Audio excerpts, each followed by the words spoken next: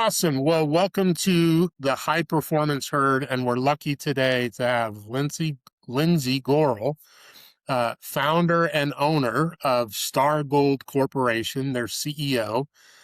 We get to talk today, which is interesting, to a gold mine owner, and learn about his career, how he's gotten there, and how he's moved toward a high-performing herd. Lindsay, welcome. David, thanks for having me. It's fantastic. Yeah, it's been a interesting ride. You talk about how at times in your life you make decisions, why you make these decisions, and I kind of stepped out of my own with bought my first mine actually when I was 29 years old.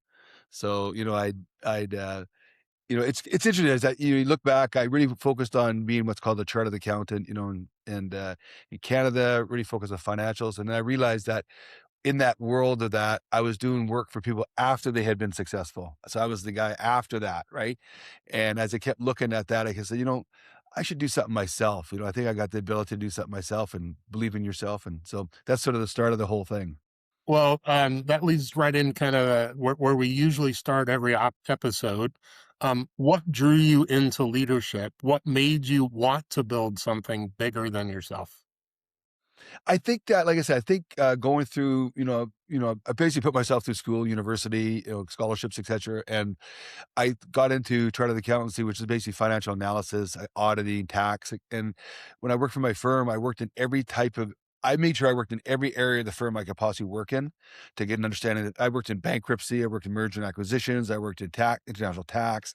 And I think what I did, was doing all that, even though I was building such a good knowledge of how to analyze businesses and that kind of stuff, it was always, as I said, after the fact. So I was working with them after they'd been successful or something else. And I think that drove me to say that, I can do it myself. And I think by being in Canada initially, so I was originally I was in Canada, now I live in the States, and I'm an American citizen. I think that, all these companies in the mining sector was my focus, because we were Canadian at Canada.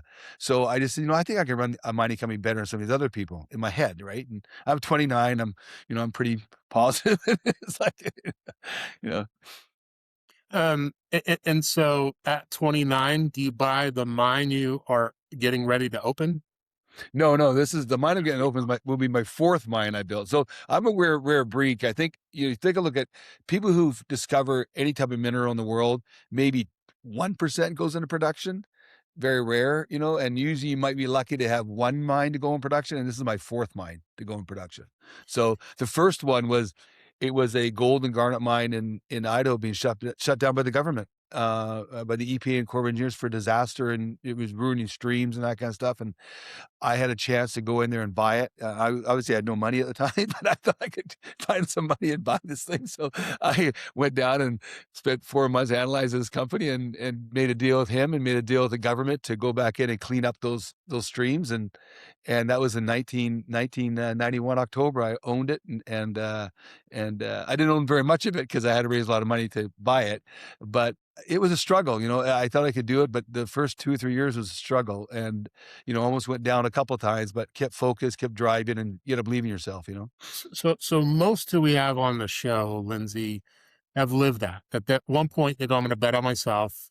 The classic entrepreneur, I have faith that I can do this. I'm willing to take on the risk. You've done that multiple times. You've moved, you had 4 mines. If we jump forward to, hey, what's making me pursue this current mine?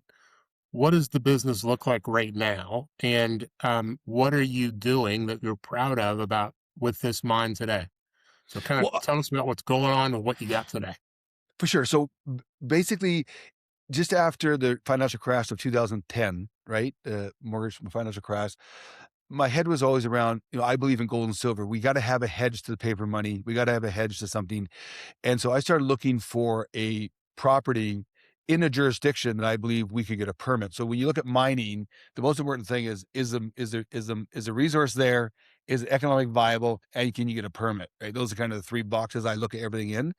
And so during about 2011, 2012, we started looking for properties that we thought had viability.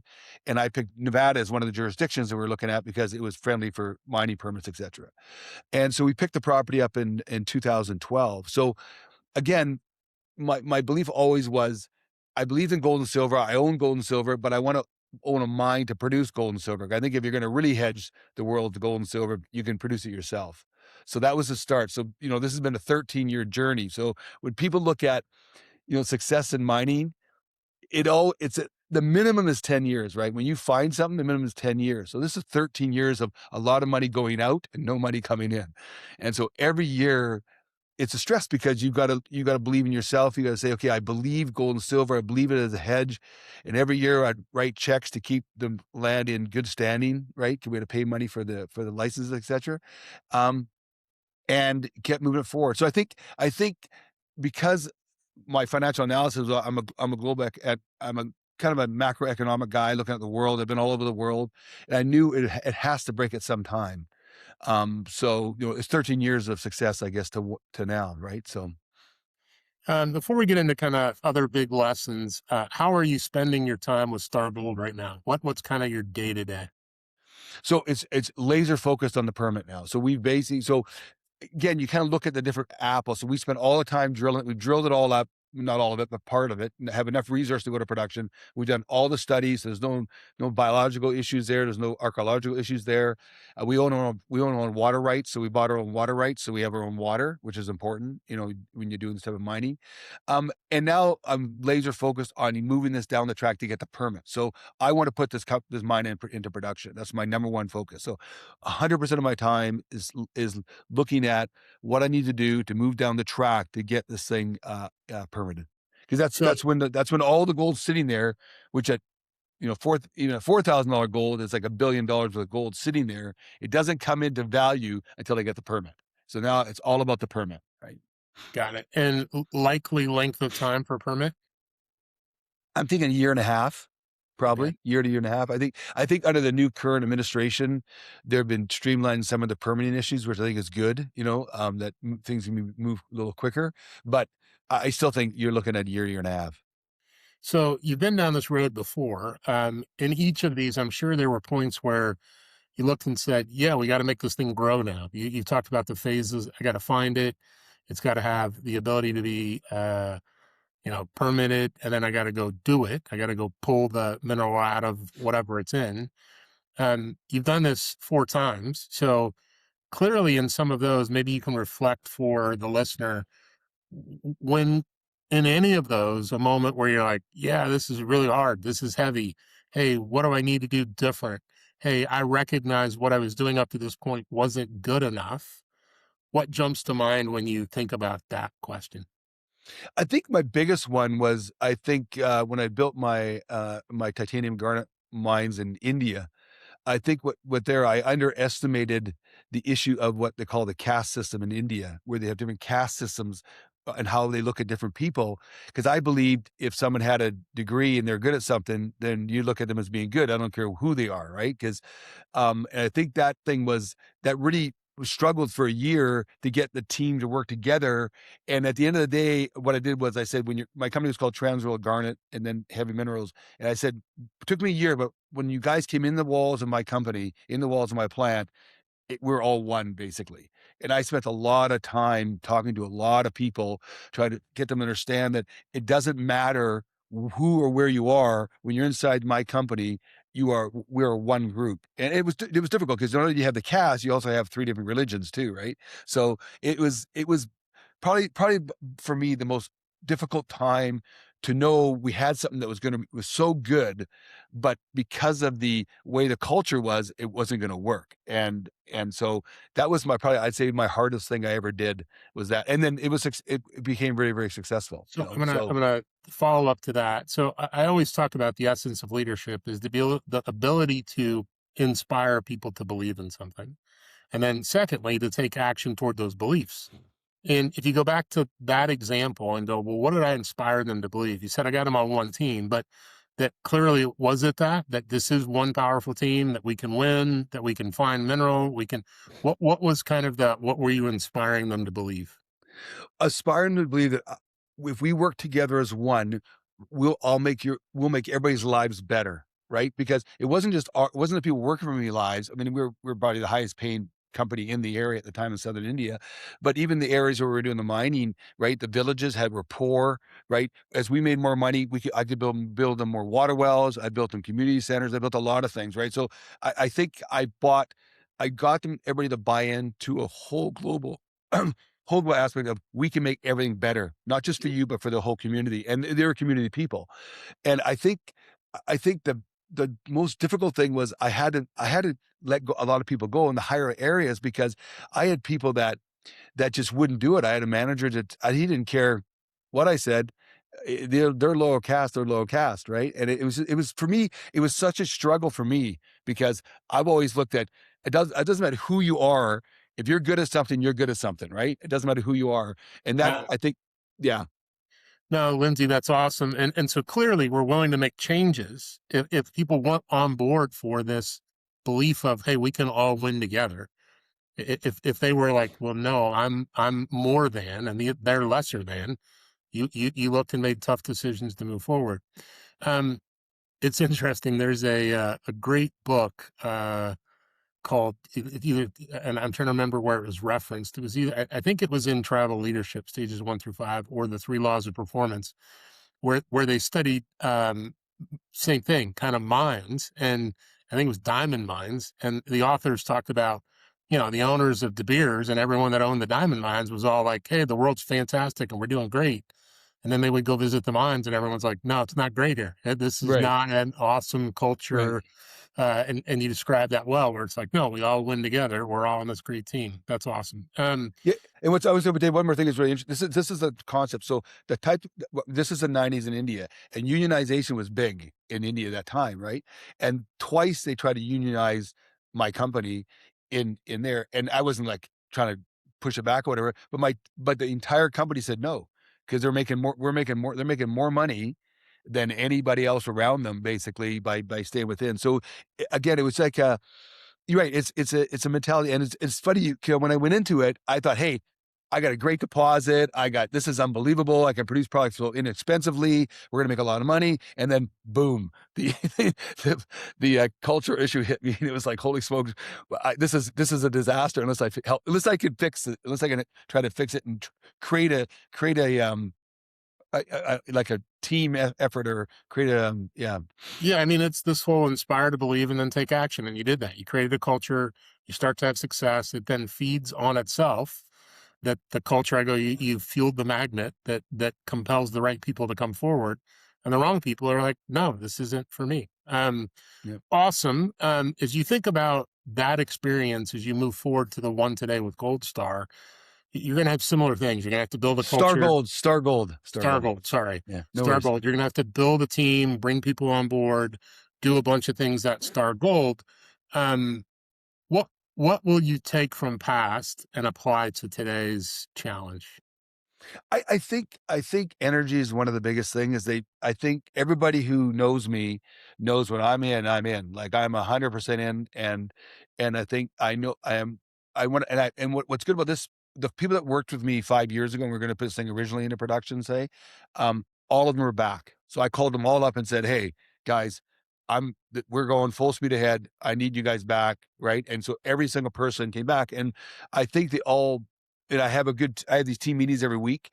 And I think I take a lot of advice from everybody else that's better at certain things than I am, right? They know more about certain things. So we kind of analyze everything going on, and the whole purpose of the group is to get the permit as quick as possible. What are we going to do instead of doing studies sequentially? Can we do them all at the same time? Right? Can we just get some more people in and work at the same time? So we do a lot of work on how as our team what in the team can we do better to get us closer to the end goal. And that's what we're focusing a lot of time on right now. So talk about the current team. Like, what's your structure? What does it look like? Who's on board? Yeah, so I've got my board, Tom Power and Dave Segalov, who's been with me since the beginning of this whole thing. So they're also a believer in maybe not just me, but also the property, etc. And then Rainus, who's my head of project, he's been involved with me since I think 2015. Now again, as a consultant side, but he's the lead guy on that. And when I flew to he's in New York, New York area. I flew to New York and had a dinner with him and said, Marinus, we're going, let's go. So he said, I'm back in. I've got a phenomenal lady, Caitlin, who does all my environmental stuff. Looked at the environment. She's phenomenal. Superstar. And then I have the Kearns, Richard and Rick, this father and son, who actually found deposit originally, and they're still with me on the geological side. So these are the guys that I was talking to find me a deposit, and they're still involved. And we're looking right now at developing a new updated drilling program to expand our resources right now, and that's what they're working on. So I think we got to. Those are kind of the lead team, Yeah. and it's a phenomenal team, and everybody's supportive. I mean, like Tom Power, who's on the board, owns a minting company. So what I have a bigger vision.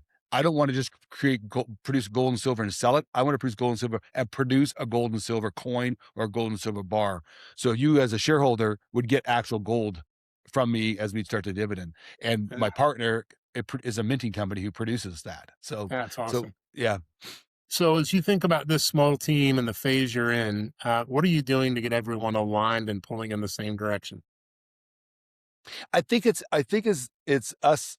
I think we have a simple goal. The goal is permanent, right? So that's what we had. So the goal is pretty clear. And now everybody who's involved is making sure because they're all busy too. They're not full time with us, right? They're all have other parts. But when they are working on the Star Gold stuff, they know exactly what we got to get done as quick as possible, and what can they provide to make it go a little quicker. And I think that our meetings help. I just think the team is phenomenal, number one, and laser focused to get that done. So Yeah, awesome. So at some point that will transition. You'll get permitting, and you'll go into the next phase. As you think about that next phase, what will be required? What will the challenge look like? What will be different than where you are now? well, I think you're a lot bigger. I think where we're going to do it is we're not going to be big enough to have our own mining and kind of crushing staff. So we'll basically contract that. And I've already had many discussions with two major contractors that love our property. They've been there, they know it. So what we'd do is we'd end up taking. So if you kind of understand this, if you look at what we're kind of like a rock plant. Like if you look at you're in a city, you see like guy producing rock, right? Crushing rock. That's what we are. This is a surface deposit, right? So it's oxidized surface. So all you're doing is you're crushing.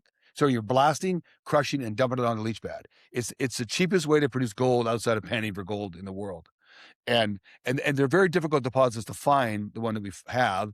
So they're hard to find, but once you have it, the cost of production is very low.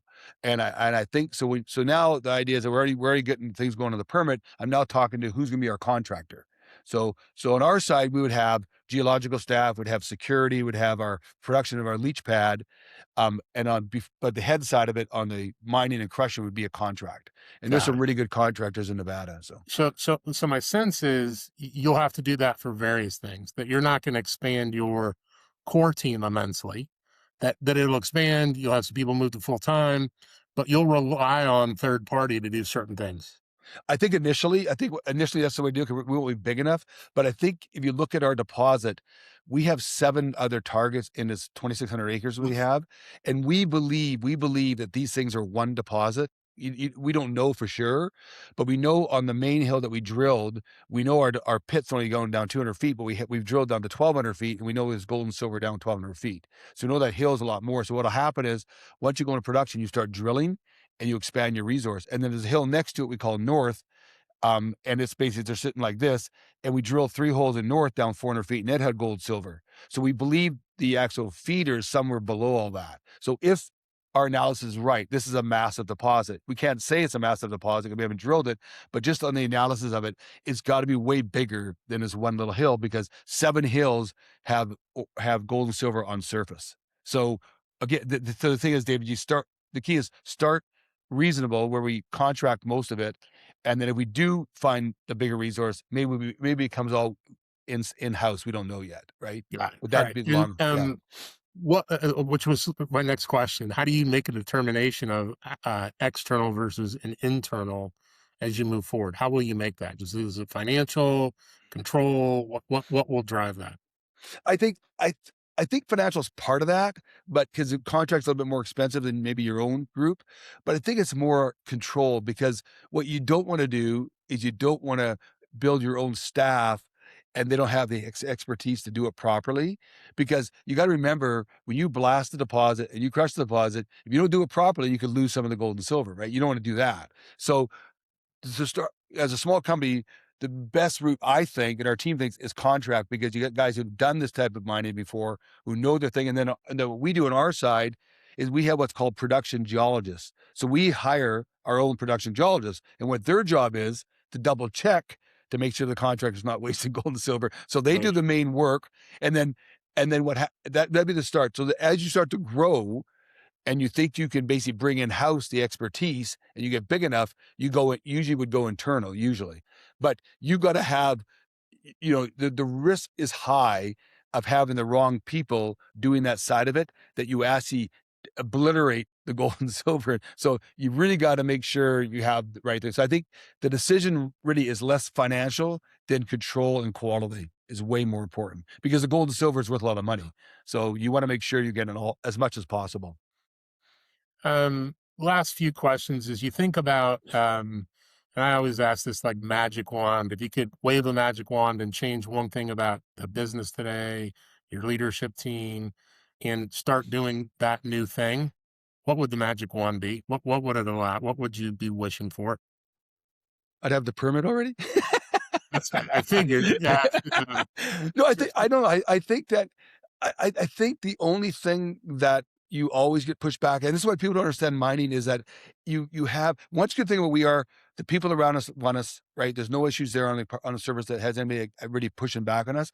The key for me is that if we could get a more streamlined government to move things quicker, right? That would be, because I think we have to do everything a certain way to make sure it's environmentally friendly, right? And back when I was the first mine that we bought, which had all the environmental damage, I won 2 national restoration awards in 95, 90, the number 1 stream restoration award in the United States 2 years in a row. So I rebuilt streams. So in my head, I believe that mining is essential for the growth of economy, right? You need it, but you have to do it the right way.